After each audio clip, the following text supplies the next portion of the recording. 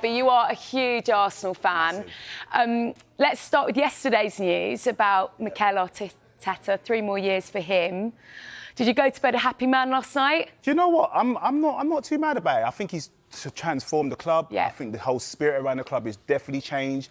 He's put like a new energy, the community's together, and you know I'm in it for the long term, and I really like the project he's done so far. It's a patience that has had to be shown. I'm quite lucky I spent a bit of time around Arsenal, and you watch the changing culture, how he is, the whole mood of the place, how he's got players believing. Exactly that. And I feel like, you know, before he came, I think we was in a bit of limbo. And I think he really started from the community to his ground up and just got everybody involved and just changed the whole spirit of the club. And it just feels like, you know, we've got more of a winning mentality now.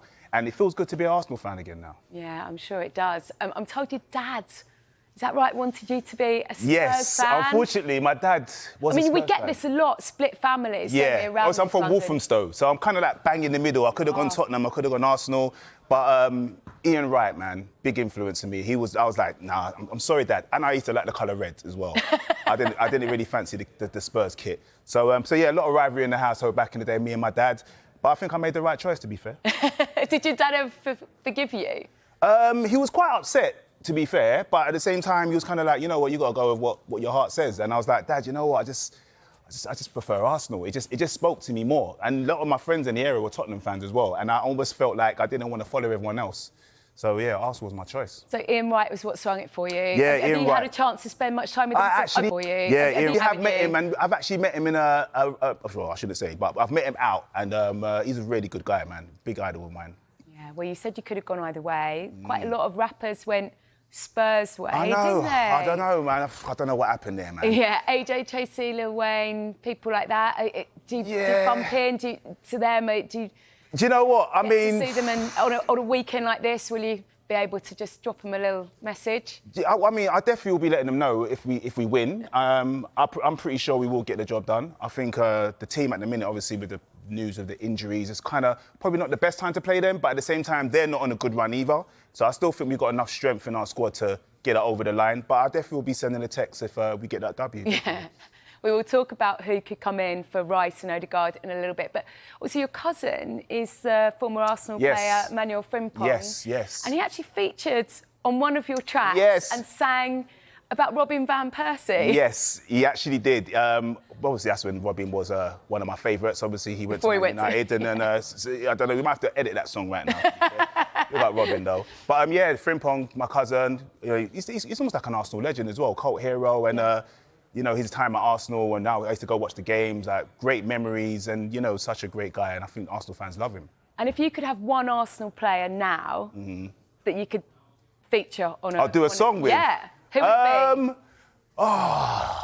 You know what? I probably would say Saka.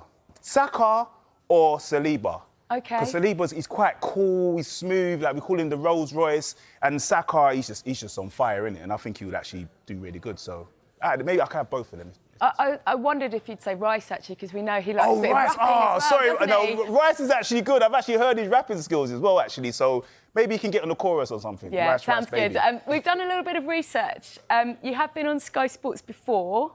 Do you remember this? 2011, and you were telling us that you were winding up your mate about how their stadium's going to look. He said that they're going to be called Stratford Hotspurs, and you didn't quite get that right, did you? I think, was that when they were trying to get the Stratford Stadium? Yeah. Oh, yeah. I mean, you know what? One thing I will give Tottenham, if I'm going to give them any praise, their stadium's all right.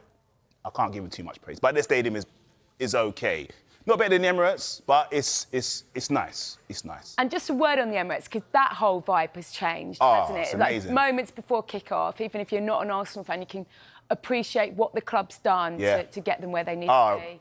I mean, when you go there, you actually get goosebumps. When that North London song comes on, it's like the whole stadium is singing it. You know, I remember there was a time when Aubameyang went back and he was playing for Chelsea and he looked, and I can see he was actually taking the atmosphere and he was thinking, I really miss this. Like, it's such a special atmosphere that, you know, Arteta's created, the fan atmosphere that, you know, and all behind each other right now. Yeah, that connection is back, isn't it? OK, so let's come on to personnel. We know there's no Declan Rice.